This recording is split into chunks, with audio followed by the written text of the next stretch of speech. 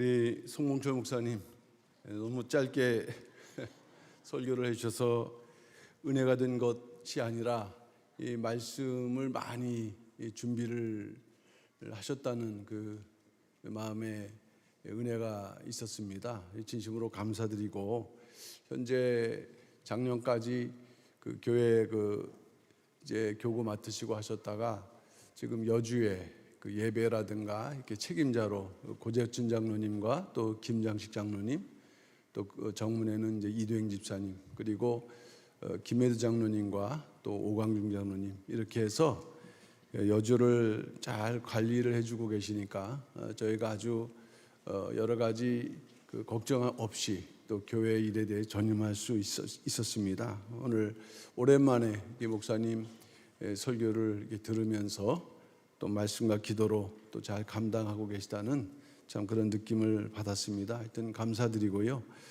오늘 한 두 가지만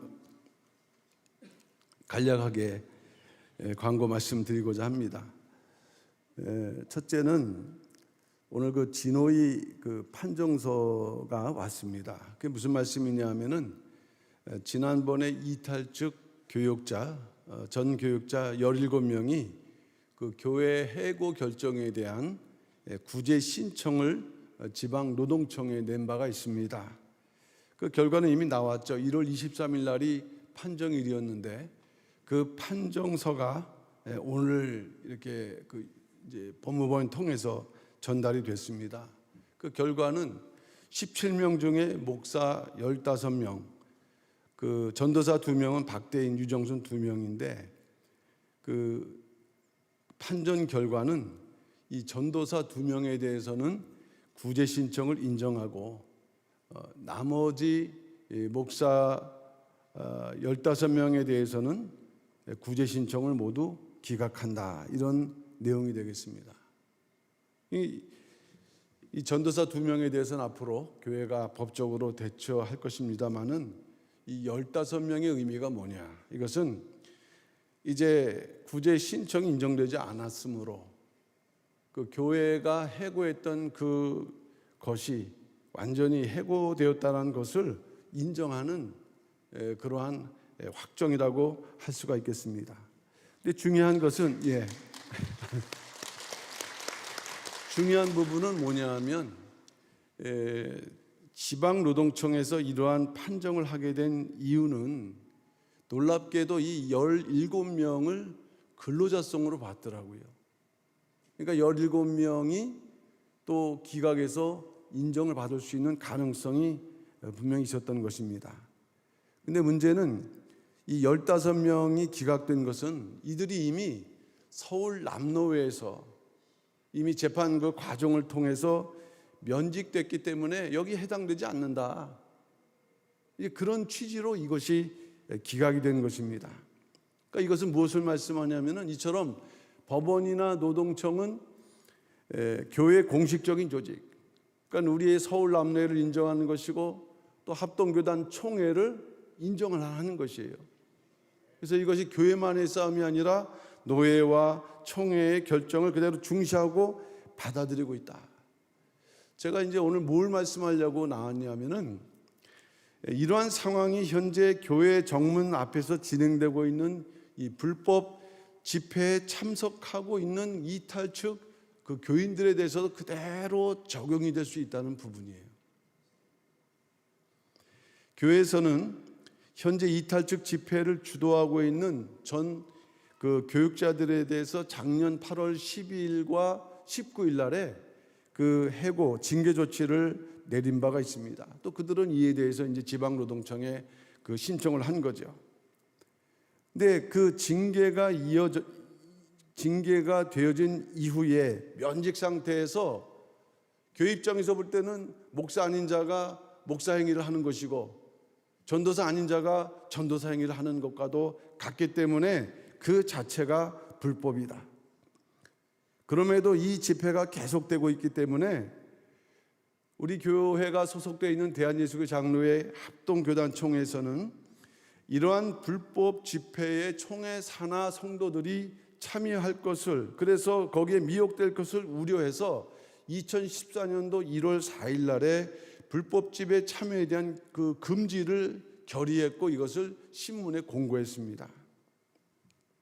이에 따라서 교회는 1월 10일 날에 앞으로 불법 집회 참여하는 자들에 대해서 참여하지 말 것을 문자로 계속 공지를 했습니다.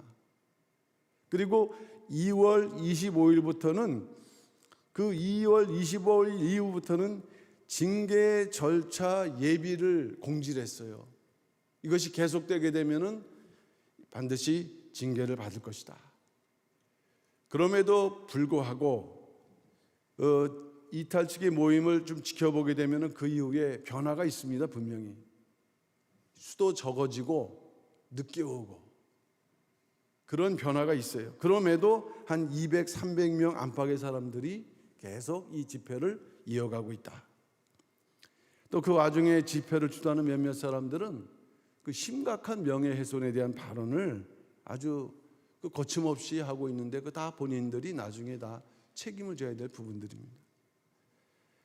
이런 상황에서 교회는요 계속 체증을 해왔습니다.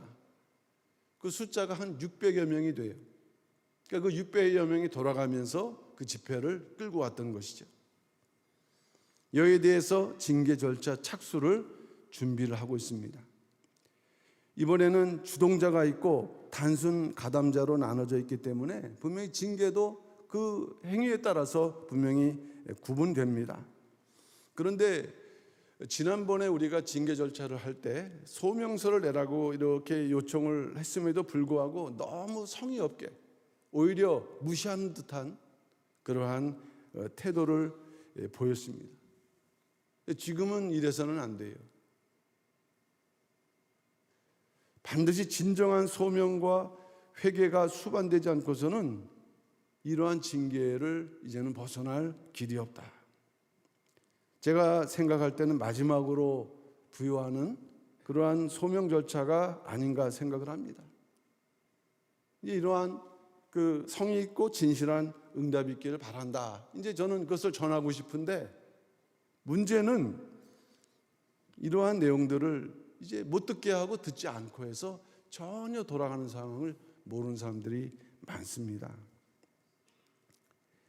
중요한 사실은 목사들의 해고 판정이 서울 남로의 결정이 그랬다라고 해서 지방노동청이 인정했던 것처럼 불법 집회 참여자들의 징계는 우리 교회가 그 결정한 게 아닙니다.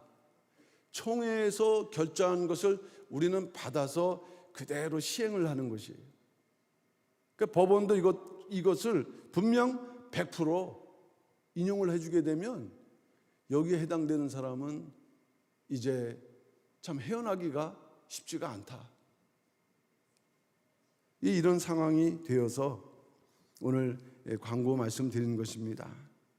그래서 혹여라도 이런 광고를 듣고 또 이 상황을 다시 한번 생각을 해서 분명히 이 소명서가 가게 되면은 그 소명서에 진실하게 그런 분이 계셔요. 틈틈이 교회 들어오기 위해서. 그래서 이것이 마지막 징계 절차가 될 수도 있기 때문에 이것에 좀 더 성실하게 응해주기를 바라는 그런 마음에서 오늘 광고 말씀드리고 마지막 한 가지는 이번 주일에 그 3부에 목사 안수식이 있습니다. 이미 뭐 광고는 다 드렸으니까. 근데 그 5분이 안수를 받는데 이번에는 3분만 받습니다. 그 나머지 2분은 지방에서 받아요. 그래서 우리 성도님들이 참여를 할 수가 없어요. 그래서 성도님들이 요청하는 것은 나중에 4월 그 15일 날 받지만 그 이제 성도님 중에서는 이분들에게 자기 나름대로 선물도 드리고 또 성의도 이렇게 표현하고 싶다 이렇게 요청을 하셔갖고 이번 주일날에는 그 부스가 설치되는데 3개만 설치되는 게 아니라 5개가 설치됩니다. 그러니까 3분도 이제 미리 3분 그냥 당일날 받으신 분과 2분은 나중에 그러니까 미리 이제 또 나 멀어서 못 갔다 이러지 마시고 이제 안 가도 되시는데 미리 그 또 성의나 이렇게 감사를 표현할 수 있으면은 이번에 한꺼번에 이렇게 미리 하는 것이 좋겠다는 제 의견이 아니라 성도님들의 요청에 따라서 그렇게 광고를 드리니까, 하여튼 성도님들 정말 이런 어려운 때에 목사 안수를 한다는 거, 또 목사가 된다는 거 참 그 의미 있고 좀 기념비적이고 하나님께 영광 돌리는 일이라고 생각을 합니다. 그래서 많이 축하해 주시고 또 참석해 주셔서 이 어려운 때 우리 안수 받으시는 분들이 교회의 큰 일꾼이 될 수 있도록 이렇게 앞으로도 많이 도와주시고 기도해 주셨으면 감사하겠습니다. 이상입니다.